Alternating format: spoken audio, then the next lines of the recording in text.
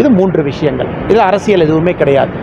நேற்று தூத்துக்குடியில் மிக முக்கியமாக நம்முடைய விமான நிலையத்தினுடைய திறப்பு விழா என்பது தென் தமிழகம், தூத்துக்குடி, திருநெல்வேலி போன்ற எல்லா பகுதிகளுக்கும், கன்னியாகுமரி உள்ள பகுதிகளுக்கு நைட் லேண்டிங் ஃபெசிலிட்டி ஓப்பன் ஆகும்.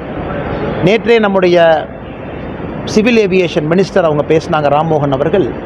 உடனடியாக டெல்லி, மும்பை 2க்கும் விமான சேவையை நாங்கள் ஏற்பாடு செய்ய போகின்றோம் என்று. நீண்ட நாள் தூத்துக்குடி மக்களுடைய கனவு 24/7 ஆப்ரேஷனல் ஏர்போர்ட் வேண்டும் என்பது, பெரிய ரக விமானங்கள் அங்கே இறங்க வேண்டும் என்பது. இன்றைக்கி ATR ரக விமானங்கள் மட்டும்தான் தூத்துக்குடியில் இறங்குது. அதுவும் நம்முடைய தென் தமிழகம் பகுதியினுடைய அன்பு சொந்தங்களுக்கு, தூத்துக்குடி, திருநெல்வேலி, கன்னியாகுமரி இந்த பகுதி, விருதுநகர், உங்களுக்கெல்லாம் அது ஒரு பெரிய வரப்பிரசாதமாக நாங்கள் பார்க்கிறோம். OPS அவர்கள் பிரதமரை சந்திக்கிறதுக்காக அப்பாயின்மெண்ட் கேட்டிருந்தாங்க. இந்த முறையும் சந்திக்க முடியல.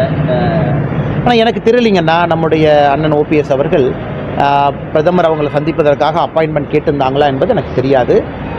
அதனால் தெரியாத ஒரு விஷயத்தை நான் ஊகிச்சு சொன்னேன் அப்படின்னா அது தப்பாக போயிருந்தேன்.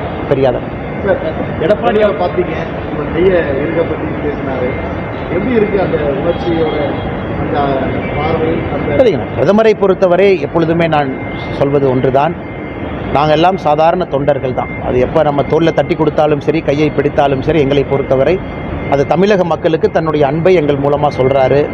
தமிழகத்தில் இருக்கக்கூடிய பாரதிய ஜனதா கட்சி தொண்டர்களுக்கு அன்பை எங்கள் மூலமாக சொல்கிறார். அப்படித்தாங்க நான். காரணம், நாங்கள் அருகில் இருக்கிறோம். பிரதமரை பார்ப்பதற்கான வாய்ப்பு எங்களுக்கு அதிகமாக இருக்குது. தொண்டர்கள் கொஞ்சம் தூரத்தில் இருக்கிறாங்க. மேடைக்கு பக்கத்தில் அமர்வதற்கான வாய்ப்பு தொண்டர்களுக்கு இல்லை. காரணம், பாதுகாப்பு காரணங்களுக்காக. ஆனால் எப்பொழுதும் என்னை பொறுத்தவரை யாரிடம் பிரதமர் அன்பு காட்டினாலும் கூட அந்த அன்பு தொண்டர்கள் மீது காட்டக்கூடிய அன்பை தான் எங்கள் மேலே காட்டுறாங்க.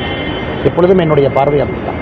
சார், எடப்பாடி பழனிசாமி அவர்கள் கோதாவரி காவிரி இணைப்புக்கான நிதியை வழங்க பிரதமர்கிட்ட கோரிக்கை வச்சிருக்கிறாங்க.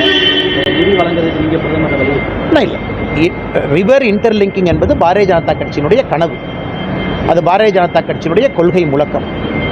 எப்படி ஒரு ஆட்சி காலத்திலும் கூட நம்ம 2014 3வது 5 இயர் பிளாக்கில் இருக்கிறோம். 5 வருஷத்தை முடிச்சுட்டு 3வது 5 வருஷம் எப்படி படிப்படியாக ஒன்றொன்றையும் நாம் செய்து கொண்டு வருகின்றோமோ, இந்த நதிநீர் இணைப்பு என்பது பாரதிய ஜனதா கட்சி நிச்சயமாக நடத்தி காட்டிய தீரும். அதில் எந்த மாற்று கருத்தும் இல்லைங்க.